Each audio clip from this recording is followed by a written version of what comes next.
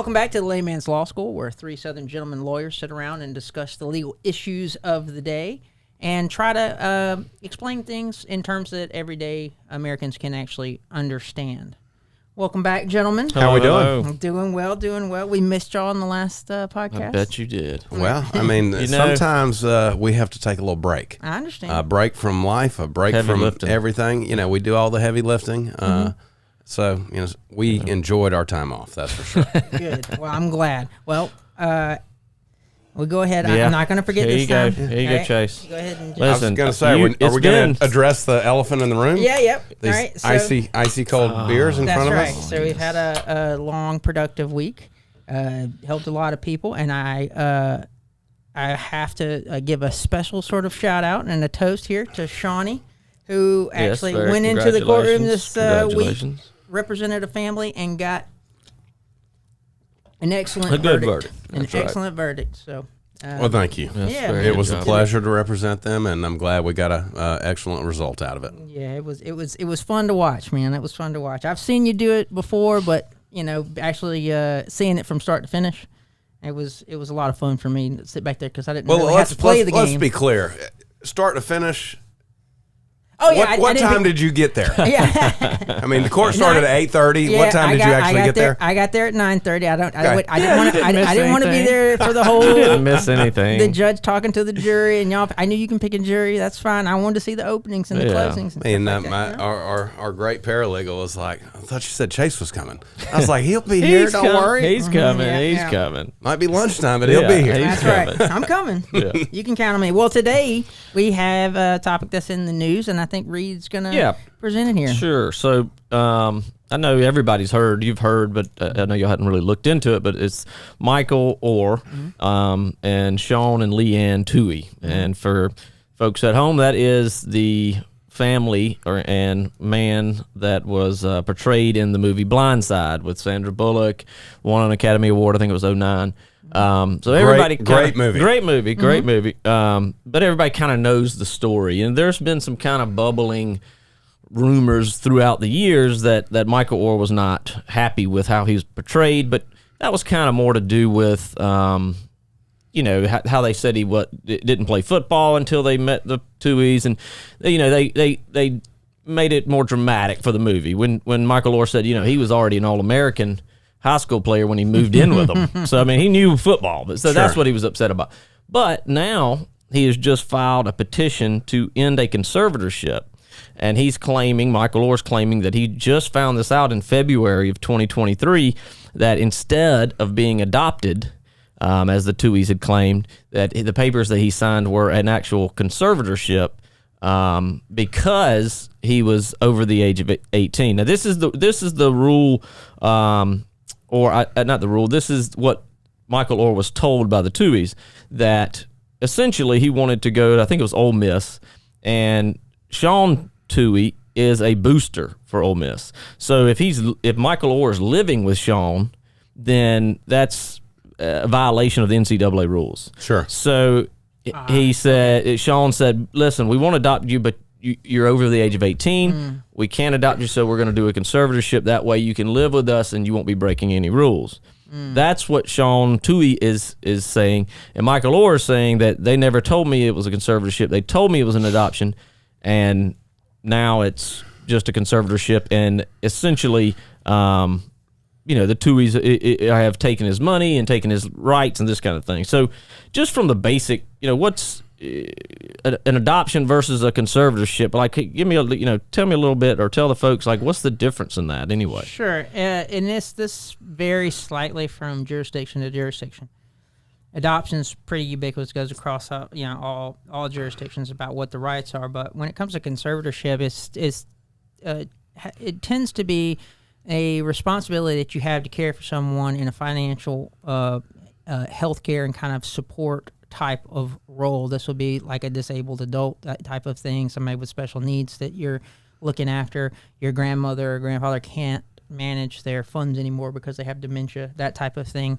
They would need a conservator, and it retains some autonomy for the person that's the conservatee, but allow someone to manage some more of the more complicated aspects of modern living. When it comes to the adoption, you're given all the rights and responsibilities that come with, being a parent, and that allows you to have a lot more sort of control over the actual individual. But it also gives because you have to be there to provide some emotional support. You're in charge of their education, health care, financially supporting them, housing them, all those responsibilities. But in addition, it also gives the child certain rights and within the relationship to inherit, and things like that. So there are some very significant legal differences between a conservatorship and an adoption. And if he would have been adopted and the Tuohys with their vast wealth died, he'd be entitled, if they don't have a will, to a portion of their estate. If he's just a conservatee, nothing. So that's interesting that you mentioned that, and I want to ask Shawn one thing too, but on about adoption. Now this is filed in Tennessee. I'm not sure where the original conservatorship was made, but the petition to terminate it is in Tennessee, and in Georgia and in Tennessee you can adopt an adult. That is, it is not against the rules. There's some states that aren't. But what I found was interesting in the Tennessee code. So if Shawn Tuohy is saying we have to do a conservatorship because we can't adopt you because you're over the age of 18, and if it's in Tennessee, that's just not true. So that's a lie, number one. And then this kind of tells you a little bit more. If you do adopt a person in Tennessee that's above the age of 18, they have to be in your as an heir. They have to be receive something of you, even in a will. You can't write them out, as it should be. I mean, adoption is you are taking on the parental responsibilities, 100% of everything. And I think it's right, regardless of whether or not your love and affection, when a person is over the 18, you choose to adopt them for some reason, right? I think all of that should come with it. Sure, and I just found it interesting that it was actually written into the code. That normally you would assume if I adopt somebody, I don't care what age they are, and they're my child, but if it's written into the code, what happened? You know what happened? No, what do you think? I guarantee you what happened is in the past, some couple had a couple children, right? Adopted, another child. And then at some point, one of them passed away, and there was litigation about it. Right, and the biological children were pissed. Or someone tried to write the adopted child out of the will, or it's always. I tell people that all the time. Right, that you need to make sure you do your estate planning, regardless of whether or not you have a very, very small estate or large, so that everybody knows what is going on, because I've seen family after family that are torn apart because of when someone dies, all of a sudden people change. Right. Yeah, so I think that comes back to an overarching kind of thing that is important for the viewers or listeners to know about the law, and it's basically our society's philosophical moral attempt to have a society in which we can be civil to one another.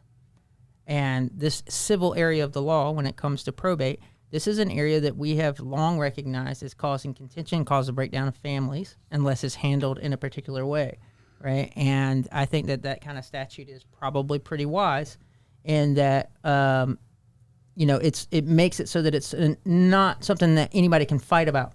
Sure. The remaining children that are maybe the blood children and the adopted children, it eliminates that fight because they have to put them in the will in some respects. So another interesting thing with this situation is this conservatorship in general, in that the way it went down, I'll just tell you kind of real quickly how it went down, is that the Council of Record is named Deborah Brannon.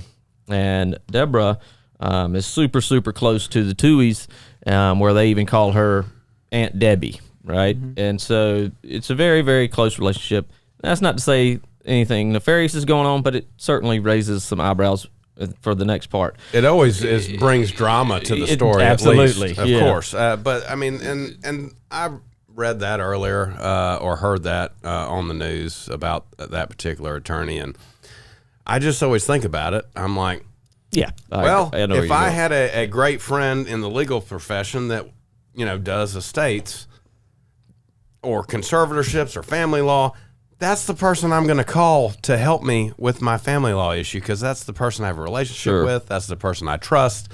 Not that, but it's the difference, though, Shawn, is that in this situation, and it may not be true, but if you look at it, that counsel is like you said, close friends with that family, but are they protecting Michael Oher's interests? That's going to be the issue. And one of the things that I found interesting is the actual conservatorship. Most of the time, the conservatorship, and it even has it basic framework languages in this court, where it says, they seek to recognize as the legal guardians at least until he reaches the age of 25 or until terminated by the order of this court, right? And so Aunt Deb essentially scratched out until the age of he reaches 25, where it just says it has to be removed by this court. And so he's, Michael Oher's 37, 38, something like that now, and he's still got a conservatorship. And the biggest thing in the conservatorship that I find problematic is that it says that Michael Oher shall not be allowed to enter into any contracts or bind himself without the direct approval of his conservators. Oh, wow. So that is troubling to me. And so what you're saying is basically they created a conservatorship and they became his sports agent. 100%. At the same time. Right. And so there's, and as a conservator, Shawn, you're a conservator. What is your duties as a conservator? For, you have to do a couple of things. It's not much, but it's very simple. Yeah. As a conservator, you have a fiduciary duty to the person that you are administering this conservatorship for. So the main duty is to protect the assets that are within it.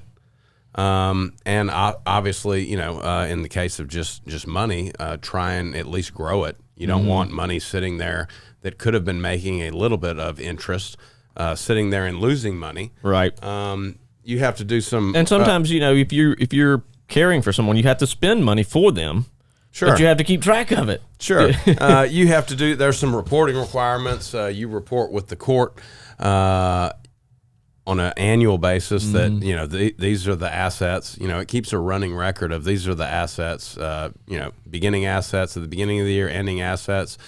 It's very important to document, any type of expenditures that you have, out of it. Right. Especially if it involves, minor children, so that you can, protect yourself as the conservator. Sure, yeah. That, so no one can say, oh, you stole this child's money. Right. Type thing. Because the most of the time, this one's a little different, but most of the time a conservatorship,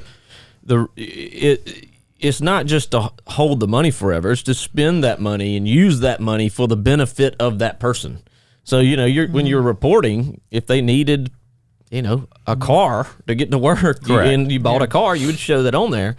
And that was another issue with this situation, and it's going to come to light more, but there has not been a single annual report that has been filed. And this has been, 17, 18, 19 years or something.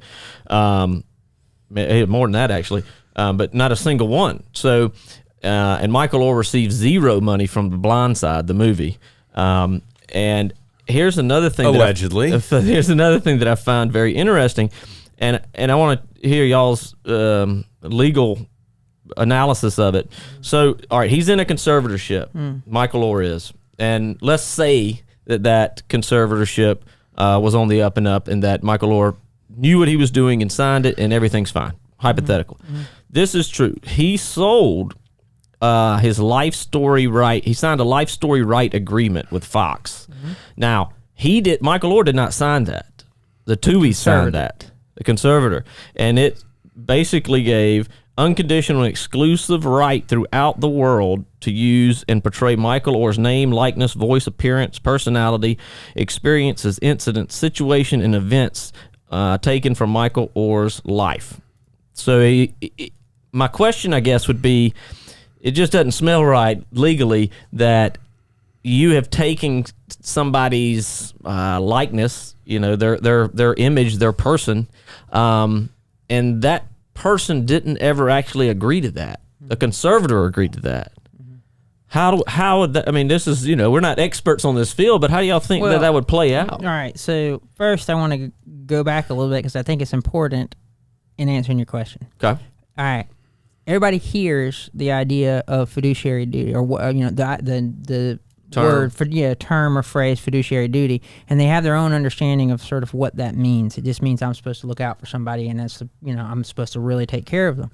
But what it actually requires is basically the highest possible sort of standard of care, okay, for that person. And when it comes to healthcare, when it comes to finances, so for instance, I'm a lawyer and I become the conservator of Michael Oher when he's 18, right? He comes into, $10 million worth of money, and I decide I'm going to invest that in some sort of 401k or some sort of Vanguard account for him or something like that, right? And it turns out that thing I bought was a terrible type investment, right? Maybe some crypto. Right, crypto, exactly, right? Okay, and then I can't then come to the court if he sues me for breach of my fiduciary duty and say, I did the best I could, I'm a lawyer, and I thought this was a good deal. No. You had a responsibility in that situation to go to somebody that was an expert in that to manage that person's money, not to do that. You can't just say, he had a broken leg and I mended it the best I could. No, you have a fiduciary duty to take that person to the hospital and have doctors care for his leg, because that's the highest standard of care. And you have to have the highest level required of sort of honesty and loyalty to looking out for that person's best interest. And in a situation like this, where he's signing away his life story rights to Fox and he had no say in it, and then if as alleged, he has received no money from it, and I do whatsoever. Know, just to give you some numbers, $330 million was made in profits. That's not what that was. That was profit from the movie. If what he's saying is true, he received nothing from that. Right. So that's a big chunk of change that's being given to someone. Right. And whether or not that's the deal that was signed, that he's not supposed to get any money or whatever, Fox is totally fine. Yeah. But the two is, an expert can come in and say, if I were his agent, as an expert in dealing with this type of life rights issue, I would have demanded he gets 20% of whatever profits or whatever it is. Brokered a much better deal. Yeah. Sure. 1,000%. And I will say, Chace, I mean, I agree with you on that, but there are situations too. Not this one, but there is a lot of gray area when you're having that kind of talk, because one expert may say, well, you should have put it in a 401k. The other expert says, well, put it in a Roth or whatever. But there's still. So you have it's like the bell curve, right? So if you're within the standard deviation of these things, you're okay. But if you're making $330 million and you get zero, nobody on earth is going to say that was done well. Done with his best interest in mind. And most of the stuff, I don't know about the deal that they signed for his name, image, likeness, and the Blindside movie and all that. But as far as whatever money he did receive, or that the Tuohy family alleged that they carved out and put in his conservatorship, there is, at least in Georgia, specific rules on what can be done with that money, which prevents someone like Chace from delving into his crypto addiction and using the funds, to buy Shiba Inu. Most of the stuff, by the order of the court and by Georgia law, has to be invested in a certain way. Well, it's a very poor way. It is. It is a bad law. Bad law. It's a regular savings account, FDI insured, or municipal bonds. You're getting less than the. Sure, you're losing money. Yes. Or there is some forms that brokerage businesses will do that have a guaranteed to protect the corpus and do offer a better rate of return that are still... And unfortunately, in Georgia, a lot of places, in counties in Georgia, like Richmond County, for example, don't even allow that. If it's guaranteed, it makes no sense. Anyway, that's a little off topic. Sorry. But and then if you want to go further than that, for instance, you wanted to actually invest a conservator's assets in a mutual fund in the stock market, you have to, in Georgia, you would then have to present that to the court and say, this is what I want to do. They're not going to let you put it all in there. You know, the person has $100,000. They may say, okay, well, I'm happy with you putting $40,000 in this route. But they're going to try their best to protect what they call, you know, the corpus, the beginning value. They never want it to lose money. Right. I guess the strange thing about this case, and it's, you know, this is still new, and interrogatories and you know, discovery responses are just sent out now, so we won't even know what they respond to in until 30 days or so. But the interesting thing, I think, that with this conservatorship versus 99% of them is that this one started with anticipation of him making money, essentially. So, most of them start when with the money's there. A minor, for some reason, has come into money. Exactly. Correct.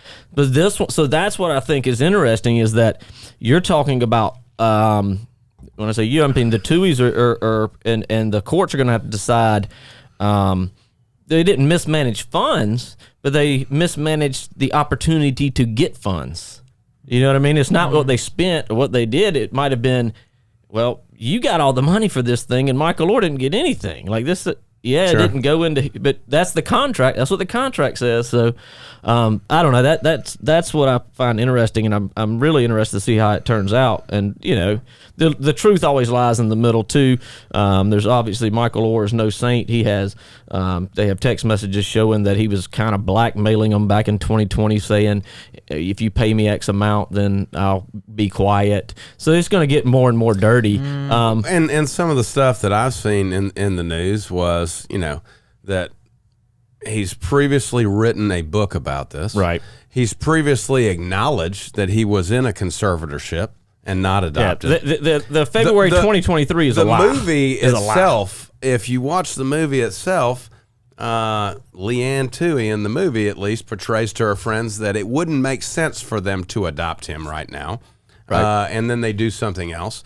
A lot of things, you know, don't add up for his 100%. His side as well. I agree. So I don't know where it lands. And you know, as the lawyers, I mean, we have is one side right now. Sure. Right. You know, so this is the side that he's saying happened, and I agree with you, Shawn. The pieces don't add up. Now, don't get me wrong. I think that the Tuohys have done something inappropriate, but I also think that what is being alleged is probably not accurate. But let's not drag it on. What, you know, let's say that this is what has happened, and we don't know the Tuohy side, but let's just take it at face value. What are the remedies for this kind of situation? What would happen?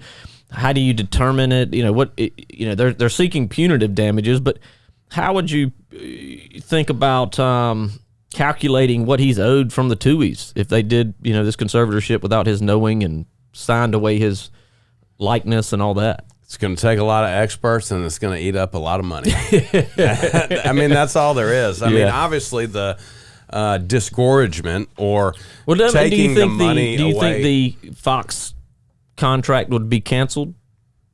Say his likeness contract, which is called the Life Story Right Agreement. That's what I'm curious about. So there may be some elements of fraud. Fraud and fraud statutes. Fraud statutes in every state are different. You go to Georgia, you have to prove 4 things. You go to South Carolina, you got to prove 9. You know, different elements before you can act. So I don't know what it is in Tennessee, but there could be some issues there where they could actually go back and rewrite the terms of that contract just to a degree, in that Fox going forward has to just pay Michael Oher, okay? Because they can, what they call blue line, redlining, just eliminate stuff. Blue line, when they'll go and actually change the contract so that it's not unconscionable and basically doing some sort of injustice. And so I think that's an actual possibility for what's going forward. And when you're looking backwards, you know, you're going to have to have experts, like Shawn said, to kick in and come in and talk about what is, in that particular situation, what is the highest standard of care, right? They could have made a bad deal, they could have made a good deal, or whatever, but they can't make a deal where, you know, they're, you know, drinking behind the wheel, right? Unconscionable. Or they're doing stuff with the intent of enriching themselves. Correct. Right? And if we have experts that say that, this, there's no other way to see it. But there's no other way. Exactly. And there's going to be people that on both sides that they're going to have experts, and the jury is going to have to carve through some of that expert fog to kind of see, what common sense tells them and their gut tells them about that particular situation. And unfortunately, not unfortunately, but I think it's fortunate we can rely on juries to do that. But it's, when I say unfortunate, I mean I don't like to see a sad story. This one's going to get bad. And I'm just saying, it sounds like we got some people that obviously have some sort of instinct to take care of people that, or help people that are in need of some sort of help. But at the same time, they do seem like very sophisticated actors. I know they were very successful business people prior to, I think, actually getting involved with him. And, if you look at the net worth of the Tuohys, they're in the hundreds of millions. If you look at the net worth of Michael Oher, he's got maybe 16. That's what's at least the which is more of a better reason for him to be in a conservatorship. and almost all NFL players should have to have one. Based on what we've seen historically, there's a lot of NFL players that make millions of dollars, and then 12 years out, of their contract this conservatorship was the way it's listed, and I read it. You can look it up online. It just was very overreaching, in my opinion. I agree. I think that everybody that's young that comes into a bunch of money, and I mean young, under 30. I'm not young. You're not young anymore. But okay. I mean, if you came into a bunch of money at 28. I think it'd be a good idea to have a conservatorship, but not give away everything. Sure. Not all your rights to your bald head, Shawn. And I think this is actually probably his first bite at the apple, as far as he's going after the people that have pockets. Yeah.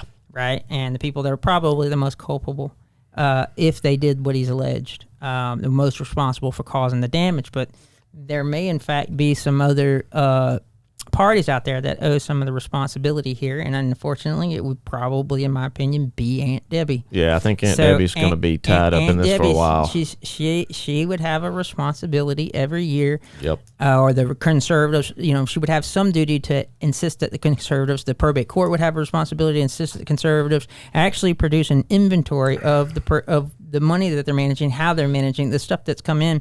And I can tell you that if a probate judge sees multi-million-dollar contracts and all that money going into conservatorship, they're going to ask, where's this money going?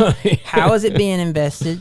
How is this for the benefit of the conservatee? And this might have been sorted out years and years ago had they followed the law. And I think that is part of their claim against the Tuohys, is that when you have a fiduciary responsibility and you don't follow the basic requirements of the law when it comes to a conservatorship, that is again, you're not even in the realm of reason of acting responsibly for Michael Oher.